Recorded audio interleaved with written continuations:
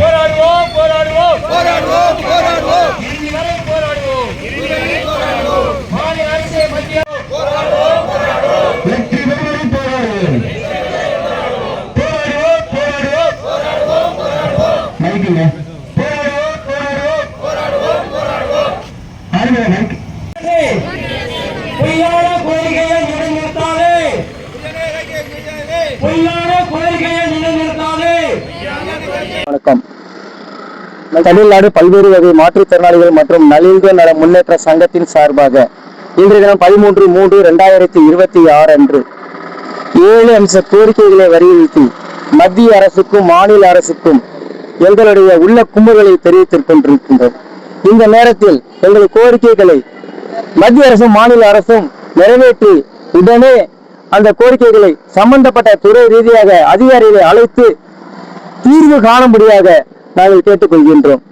அடுத்து எங்களுக்கு ஒவ்வொரு நாளும் ஒரு மூச்சு திணறு போலதான் வாழ்ந்து கொண்டிருக்கின்றோம். வாழ்வாதாரத்தை காப்பாற்றுவதற்கு எந்த விதமான அதிகாரியும் செய்தி கொடுக்க முடியவில்லை. 100 நாள் வேலை திட்டத்தை முழுமையாக அமல்படுத்த முடியவில்லை.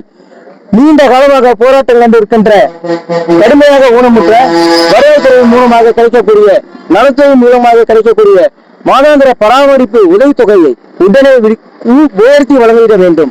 கடுமையாக பாதிக்கப்பட்டவர்களுக்கு 6000-ம் வருவாய்த்துறை மூலம் கிடைக்கக்கூடிய மற்ற நிலையில் உள்ள மாற்றுத்திறனாளி 3000-ம் மாற்றுத்திறனாளிகளுக்கு ரேஷன் கார்டு மூலம் 35 கிலோ அரிசி ஏழைகளாக மாற்றி வழங்கிட வேண்டும் எனவும் மாவட்ட ஆட்சியர் சார் ஆட்சியர் வருவாய் கோட்டாட்சியர் மூலமாக பிரத்யேக கூட்டங்களை பெறக்கூடிய மனுக்களுக்கு கால தாமதமின்றி தீர்வு கிடைக்க வேண்டியும் இன்று இந்த எண்ணற்ற கோரிக்கையை வலியுறுத்தி இன்றைய தினம் நாங்கள் ஒரு ஆர்ப்பாட்டத்தினை நடத்தியிருக்கின்றோம். இந்த ஆர்ப்பாட்டங்களை வெற்றி பெற அனைவரையும் வேண்டுகின்றேன்.